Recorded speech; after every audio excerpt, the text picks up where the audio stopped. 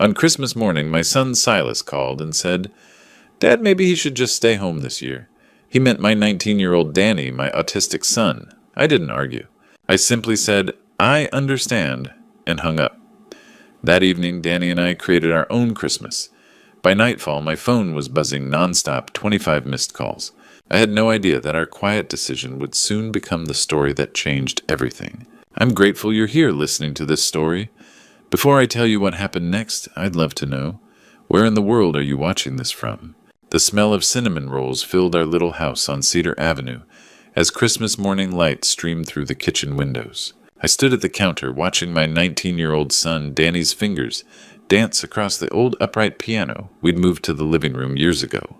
His autism made the world overwhelming sometimes, but when he played, everything made perfect sense. Danny had been up since dawn, not because of presents waiting under the tree, but because Christmas morning meant music. He'd already worked through 3 different arrangements of White Christmas, each one more beautiful than the last. His gift wasn't just playing what he heard. He could transform any melody into something entirely his own. "That's gorgeous, son," I called out, wiping flour from my hands. At 59, I'd learned to treasure these quiet moments. 4 years since my wife Grace passed, it had been just Danny and me figuring out life together in this old house in Denver. Some days were harder than others, but mornings like this reminded me we were doing okay. The phone rang just as Danny transitioned into a jazz version of Silent Night. I almost didn't answer. Christmas morning calls usually meant family obligations, and we'd been planning a peaceful day at home. But the caller ID showed Silas, and despite everything, he was still my older son. "Morning, Dad." His voice carried that familiar distance, the careful tone he'd perfected over the years whenever Danny came up in conversation. "Merry Christmas, Silas. How are Scarlett and Olivia?" "Good, good. Listen, Dad, I wanted to talk to you about tonight." He paused, and I could hear voices in the background. Probably Scarlett's family gathering for their elaborate Christmas dinner. Maybe he should just stay home this year. Not Danny, not your brother, he. The words hit exactly as intended. No explanation needed, no details required. We both knew who he was, and why Silas thought he should stay home. The careful politeness in his voice made it worse somehow, like he was discussing a scheduling conflict instead of excluding his own brother from Christmas. I looked across the room at Danny, completely absorbed in his music, unaware that his existence was being debated like a problem to be solved. His dark hair fell across his forehead as he leaned into a particularly complex passage, his whole body moving with the rhythm only he could hear. "I understand," I said quietly, and I did understand. I understood that my older son was ashamed of his brother. I understood that Danny's stimming and occasional outbursts made Silas uncomfortable around his in-laws. I understood that it was easier to exclude than to educate, easier to hide than to defend. "Thanks, Dad. I knew you'd get it.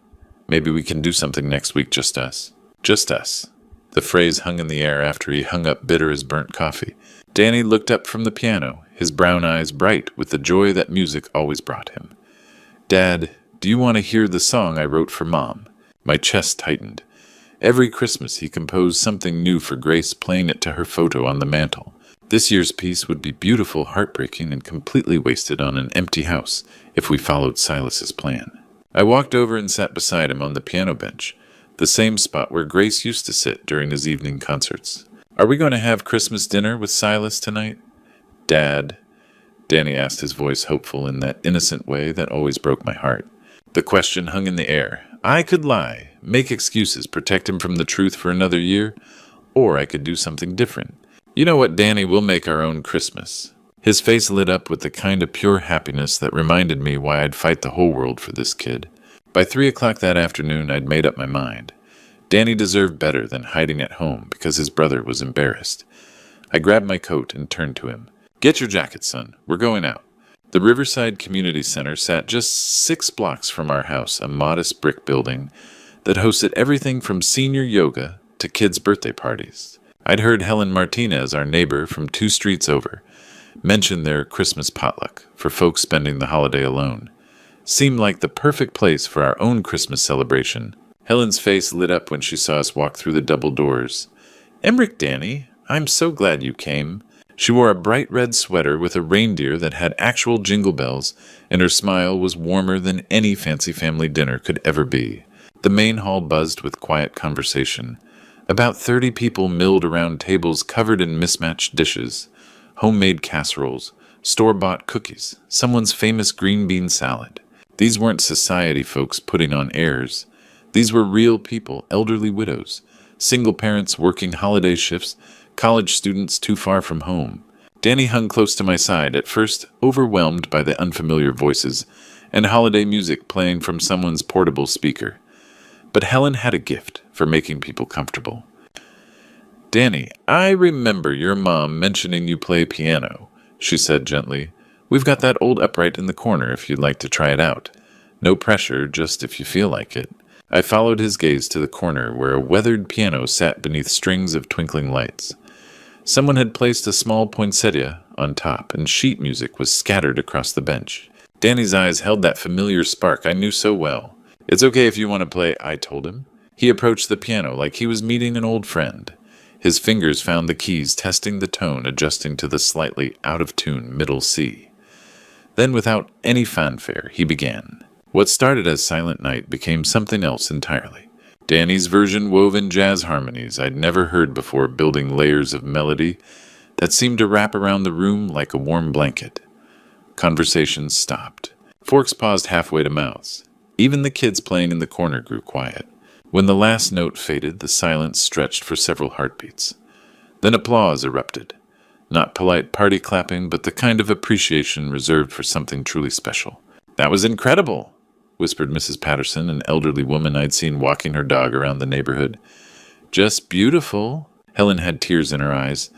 "Danny, that was a gift. A real Christmas gift to all of us." I noticed she'd been holding up her phone, and something told me she'd captured more than just a memory.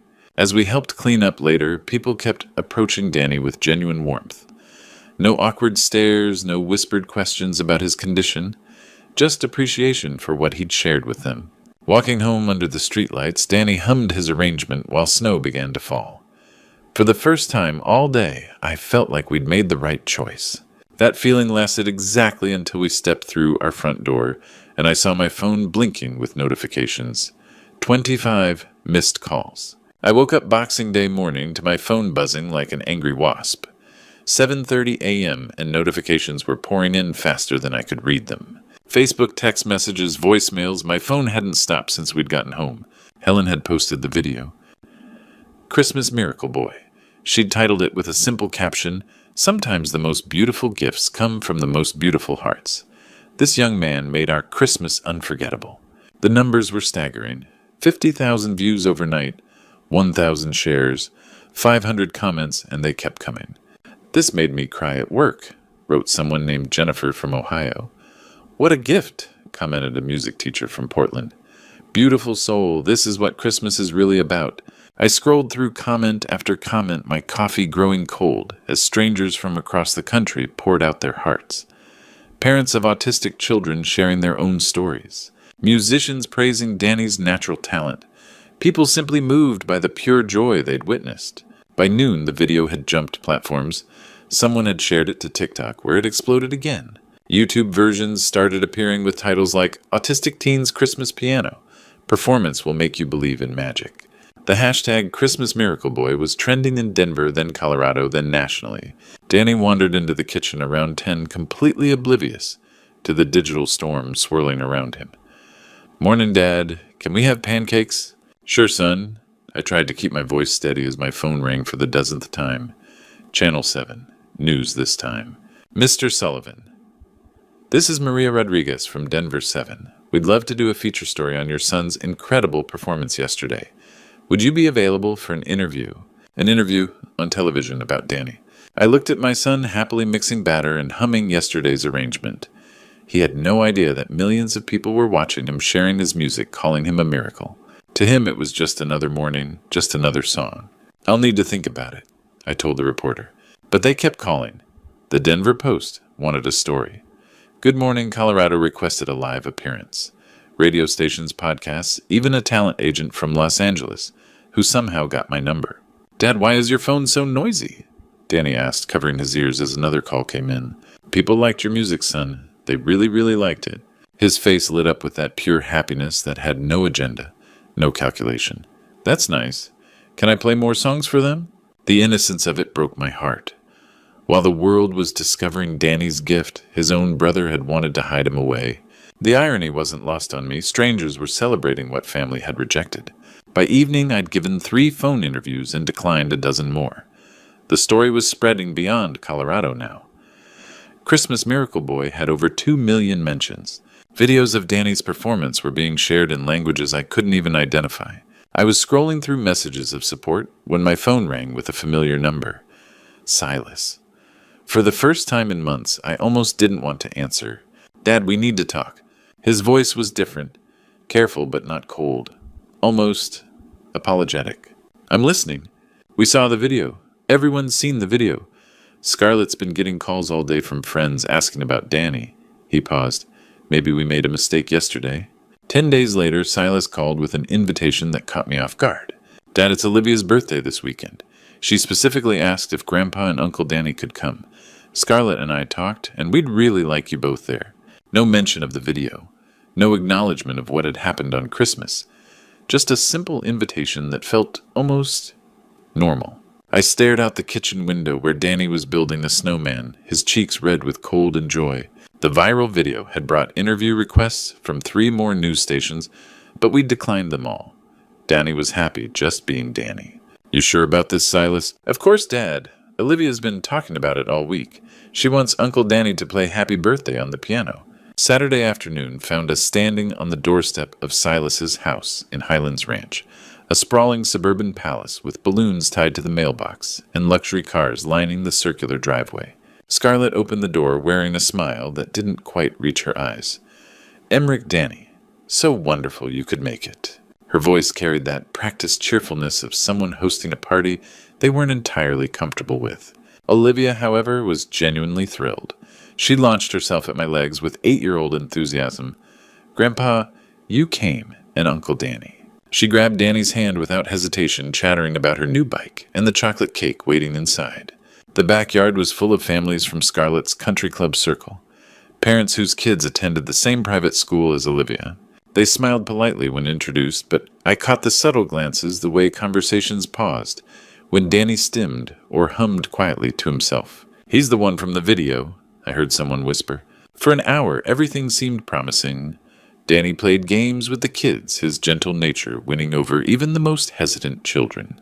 Olivia appointed herself his official guide, showing him her playhouse, and introducing him to her friends as my super cool uncle who plays piano like magic. Then Scarlett announced lunch. The main table was set beautifully. Matching plates, cloth napkins, winter flowers as centerpieces. Enough seats for all the adults and older kids. I looked for Danny's place setting, expecting to see it beside mine. Oh, we set up a quiet spot for Danny, Scarlett said, quickly gesturing toward the kitchen door. Somewhere he'll be more comfortable. Away from all the noise and excitement. I followed her gesture and felt my stomach drop. Through the kitchen doorway sat a single plastic chair at the breakfast counter, a paper plate, a juice box instead of the fancy drinks being served outside. Hidden, separate, shameful. You're hiding him like he's shameful. The words exploded out of me before I could stop them. Silas stepped forward, hands raised in that placating gesture I'd grown to hate. Dad, the other parents might not understand. Some of these kids have never been around someone like Danny. We thought it would be easier for everyone. Easier for who? I grabbed Danny's hand, my voice shaking with fury. You haven't learned anything. Nothing at all. Grandpa. Olivia's small voice cut through my anger. She stood in the doorway, tears streaming down her face. Why is Grandpa leaving? Did I do something wrong? My heart broke for her, but I couldn't stay. Not when my own son still saw his brother as a problem to be managed and embarrassment to be hidden from polite company. In the car, Danny was quiet for several blocks before asking, Did I mess up the party, Dad? No, son, you didn't mess up anything. But as I drove home through the January afternoon, one thought echoed with crystal clarity. Nothing will ever change. They would never see Danny as anything more than an inconvenience. It was time to stop waiting for them to come around. Sunday morning, I woke up with a clarity I hadn't felt in years. If they won't accept Danny, we'll find people who will. Danny, how would you feel about an adventure? I asked over breakfast, watching his face light up at the word. What kind of adventure, Dad? The musical kind? Pack your bags, son. We're going to Nashville. Within 2 hours, I'd loaded our Honda Civic with everything we'd need. Danny's portable keyboard, my old camera, enough clothes for a week, and a cooler full of sandwiches Grace used to make for our family road trips. Danny bounced in the passenger seat, more excited than I'd seen him since Christmas morning. The 12-hour drive to Nashville gave us something we hadn't had in months, uninterrupted time together. Danny sang along to every song on the radio, his voice weaving harmonies I'd never heard before. Somewhere outside Kansas City, he started composing lyrics about highway signs and truck stops, turning our mundane journey into something magical. "Dad, look at those clouds," he said, pointing out the window. "They look like piano keys." I followed his gaze and smiled. Only Danny could see music in a January sky. We rolled into Nashville Tuesday evening, the city's neon lights reflecting off the Cumberland River. Broadway Street pulsed with honky-tonk music spilling from every doorway, street musicians on corners, tourists snapping photos with guitars and cowboy hats. "It's so loud," Danny said, covering his ears as we walked past the crowded bars.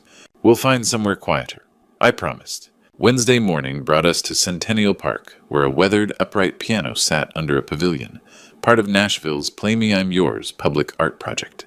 A few joggers passed by, but mostly we had the space to ourselves. "Want to try it out?" I asked. Danny approached the piano like he was greeting an old friend. His fingers found familiar keys, then began transforming Amazing Grace into something that belonged in these rolling Tennessee hills. The melody stayed true, but he added country flourishes, a little twang here, a gospel run there. A jogger stopped, then a couple walking their dog. Within minutes, a small crowd had gathered, phones appearing as people captured this unexpected morning concert. "Kid's got real talent," said a man in a cowboy hat who introduced himself as a session musician. "Y'all visiting from out of town?" "Denver," I replied, watching Danny lose himself in the music. "We're on a musical journey." When Danny finished, the applause was genuine and warm. Someone dropped a 20 in his keyboard case. A grandmother asked for his autograph. A teenager requested Sweet Caroline, which Danny delivered with a country twist that had everyone singing along. That evening I posted our first video, Danny and Dad's Musical Journey, Day 1. Simple footage of Danny at the piano, the Nashville skyline in the background, strangers becoming friends through music. The response was immediate. 100,000 views in 2 hours. Comments pouring in from around the world. "Where are you going next?" asked a viewer from Australia. "This is beautiful," wrote a music teacher from Maine. "Following your journey. More cities, please," requested someone from Texas. I looked at Danny peacefully reading a book about famous pianists, completely unaware that our adventure was just beginning to capture hearts across the globe. Tomorrow we'd head south to New Orleans. But tonight, for the first time in months, I felt like we were exactly where we belonged. From Nashville, we headed south like musical nomads, chasing melodies across America. New Orleans welcomed us with jazz flowing from every doorway in the French Quarter. Danny discovered a piano at Jackson Square, where street musicians had been gathering for decades. Within hours, he was jamming with a trumpet player named Marcus and a drummer called Big Joe, their impromptu trio, drawing crowds thick enough to stop traffic. "Kid plays like he's been doing this his whole life," Marcus said, shaking his head in amazement as Danny wove complex jazz harmonies around a simple melody. The video I posted that evening, Danny plays jazz in NOLA, exploded beyond anything we'd seen. 500,000 views overnight. Comments in French, Spanish languages I couldn't even identify. The hashtag Chachers Danny and Dad was trending not just in America, but internationally. Memphis came next, where Beale Street's blues legacy called to Danny like a siren song. At Handy Park, he sat down at another public piano and transformed traditional blues into something entirely his own. The crowd that gathered was different here. Older, more knowing people who'd heard real blues their whole lives. When Danny finished a haunting version of Summertime, an elderly man with tears in his eyes pressed a worn harmonica into his hands. "For luck, son, you got the gift." Chicago's Millennium Park offered yet another musical education. The classical setting inspired Danny to attempt Chopin, his interpretation so moving that passing businessmen stopped mid-conversation, phones forgotten as they listened to this young man make a public piano sing like a concert hall Steinway. Each city taught Danny something new, and he absorbed it all like a musical sponge. Jazz runs from New Orleans blues, soul from Memphis, classical precision from Chicago. Our followers grew from thousands to millions. Fan mail arrived at hotels we'd booked days in advance. interview requests from major networks, donation offers we politely declined. But the real magic happened in the quiet moments between performances. Danny and I sharing po' boys in a New Orleans cafe, him humming new melodies while I drove through the night. Hotel rooms where he'd practice on his keyboard with headphones, while I answered emails from strangers whose lives had been touched by his music. "Dad, I like this adventure," he said one evening in Chicago, looking out at the city lights. "People here understand my music. They understand you, son, the real you." For the first time in his 19 years, Danny was experiencing the world not as someone to be managed or accommodated, but as someone to be celebrated. His confidence bloomed like spring flowers, and my pride threatened to burst my chest. Then came the call that changed everything.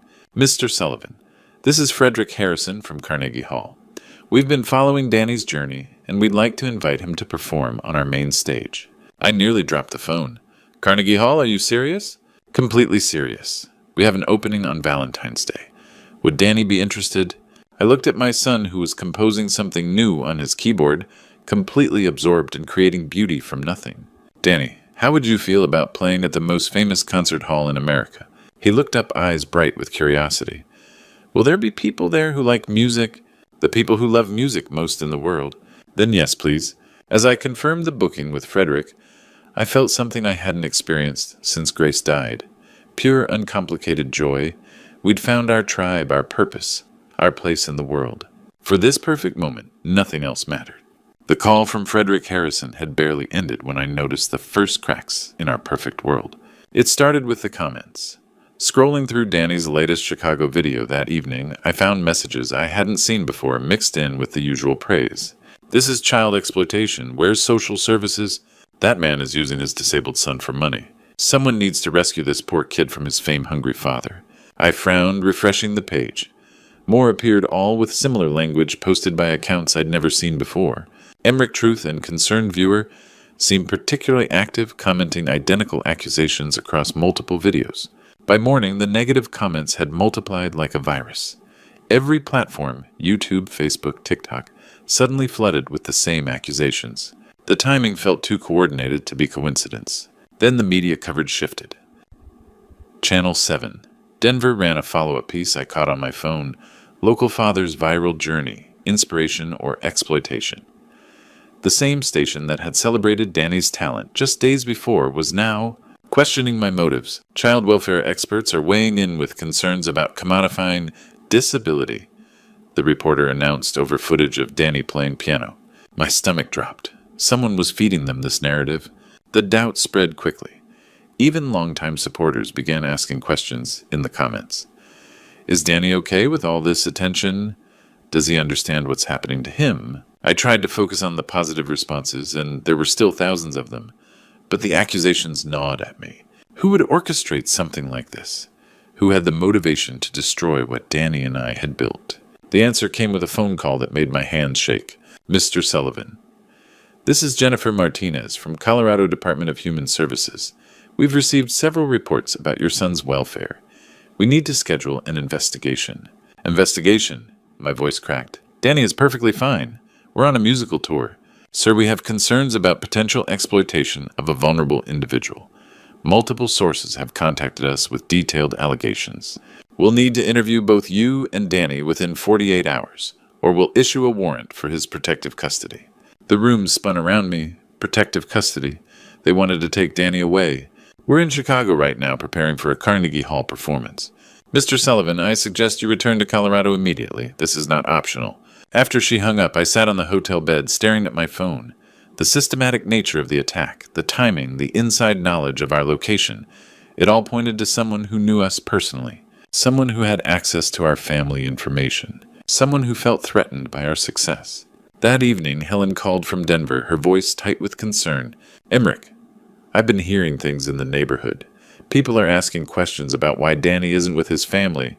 There are rumors going around that you kidnapped him or something equally ridiculous. Helen's social services is threatening to take Danny away. Someone's been spreading lies about us." I know, honey. I've seen the comments online. But Emmerich, you need to tell the truth publicly about Christmas, about why you really left Denver. These lies are spreading too fast, and people don't know the real story." I looked at Danny, peacefully practicing for Carnegie Hall, unaware that our world was collapsing around us. She was right. The only way to fight lies was with truth. But telling the truth meant exposing my own family's cruelty. It meant burning bridges that could never be rebuilt. It meant choosing Danny over everyone else once and for all. I spent most of January 21st staring at my laptop screen cursor hovering over the Go Live button. Danny practiced quietly in the corner of our Chicago hotel room, unaware that I was about to change everything. At 7 p.m. I finally clicked it. The truth about Danny and Dad, live. Within seconds, viewers started flooding in. The chat exploded immediately. Finally, tell us the truth. We're here for you. What really happened? My hands shook as I adjusted the camera angle. 50 people became 500, then 5,000. The numbers climbed so fast I couldn't track them. Thank you for joining me. I began, my voice steadier than I felt. You deserve the whole story. The real story about why Danny and I are on this journey. I took a deep breath and told them everything. The Christmas morning call, the birthday party kitchen seating, the coordinated attack on our videos after we found success and happiness. Danny looked up from his keyboard, smiled at the camera, and went back to playing softly. A gentle soundtrack to the hardest conversation of my life. The viewer count hit 25,000. Comments poured in faster than the system could display them. This is heartbreaking. Your family is disgusting. Danny deserves better. You're an amazing father. I showed screenshots of the fake comments, the systematic campaign designed to destroy us. These aren't random concerned citizens. This is my own family trying to tear us down because we found happiness without them. Because Danny's autism isn't something to hide, it's something to celebrate. Danny isn't a burden. I continued, my voice breaking slightly. He's a gift to the world. Every city we've visited, people see what I see. A young man with extraordinary talent and a beautiful soul. The only people who can't see it are the ones who share his DNA. I gestured to Danny, who had been listening while he played. Son, would you play the song from our first Christmas together? The one from the community center? Danny's face lit up. He positioned his hands over the keyboard and began Silent Night, the same arrangement that had started our journey, but somehow even more beautiful now. The melody filled the hotel room while 50,000 people watched in complete silence. When he finished, the chat exploded. I'm crying. That was beautiful. Justice for Danny. Shame on that family. This is why we travel, I said as Danny continued playing softly. This is why we perform. Because Danny deserves a world that sees his worth. And if his own family won't give him that world, then we'll find it ourselves. The live stream ended with over 50,000 viewers and thousands of shares, already spreading across social media. The truth was out there now, impossible to take back. For the first time since the attack began, I felt like I could breathe again. The aftermath of the live stream was swift and devastating. By morning, the story had exploded across every social media platform. Justice for Danny trended worldwide, but back in Denver, the consequences for Silas and Scarlett were immediate and brutal. Silas's marketing firm received hundreds of complaints from clients threatening to pull their business. We don't work with companies that employ people who abandon disabled family members. One email, raid. His colleagues avoided him in hallways, and within a week, he was quietly asked to take indefinite leave. Scarlett fared no better. Her country club friends stopped returning calls. Parents at Olivia's school whispered in pickup lines. The perfect suburban image they'd protected by rejecting Danny had crumbled completely. Meanwhile, Colorado Department of Human Services called me with a very different tone. Mr. Sullivan, after reviewing the evidence and interviewing multiple witnesses, we're closing this case. No evidence of abuse and overwhelming evidence of appropriate care. The social services investigation that had terrified me vanished as quickly as it had appeared. Carnegie Hall confirmed our Valentine's Day performance with enthusiasm.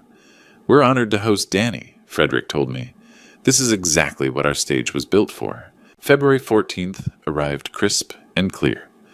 Walking into Carnegie Hall, Danny's eyes went wide at the red velvet seats and golden ceiling. It's so beautiful, Dad, like a music box. The theater was sold out. As we waited backstage, Danny seemed remarkably calm, warming up with the same focus he'd had at every street corner. When Danny walked onto that legendary stage, the audience rose to their feet before he'd even touched the keys. The standing ovation lasted 3 full minutes. Then he began Silent Night, flowing seamlessly into amazing grace. then into an original composition he'd been working on during our travels, a piece he called Journey Home. The music filled every corner of that sacred space, and I watched 2,000 people experience what I'd known all along. Danny wasn't disabled, he was differently gifted. When the final note faded, the theater erupted. People wept openly. The standing ovation lasted 10 minutes. Backstage afterward, Danny hugged me tightly. "Dad, are you happy?" "Yes, son, we're free." 6 months later, we'd found our rhythm. Regular performances at venues that welcomed Danny's gifts. A small apartment in Nashville where he could practice without worrying about neighbors who didn't understand. A community of musicians, autism families, and supporters who saw Danny for who he truly was. Helen visited us in our new place, bringing homemade cookies and updates from Denver. "Everyone knows you did the right thing," she said quietly. Even people who used to ask nosy questions about Danny have changed completely after seeing his success. She paused, then added, "Silas lost his job. Scarlett barely leaves the house anymore. Olivia asks about you and Danny constantly." I felt a pang for my granddaughter, but not for the choices her parents had made. That evening, as Danny composed a new piece inspired by the Nashville skyline, I reflected on our journey. Sometimes you have to leave to find your real home. Sometimes the family you choose matters more than the family you're born into. "Dad, I'm glad we went on our adventure," Danny said, looking up from his keyboard. "Me too, son, me too."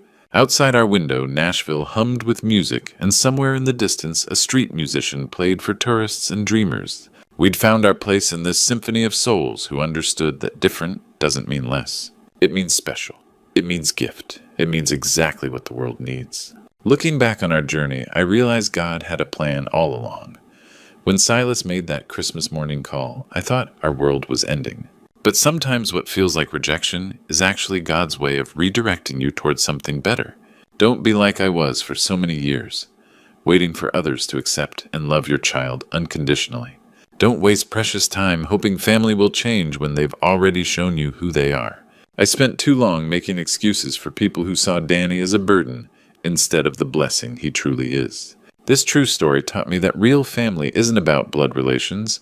It's about who shows up when it matters. The strangers in Nashville, New Orleans, and Chicago embraced Danny with open hearts, while his own brother wanted him hidden away.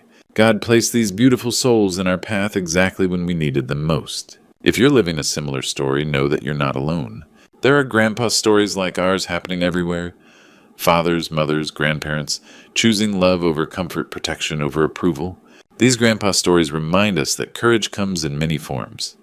Sometimes the most powerful grandpa stories are about ordinary people making extraordinary choices for their children. The greatest lesson I learned: sometimes you have to walk away from toxic relationships to find your real tribe. God doesn't call us to accept mistreatment in the name of family loyalty.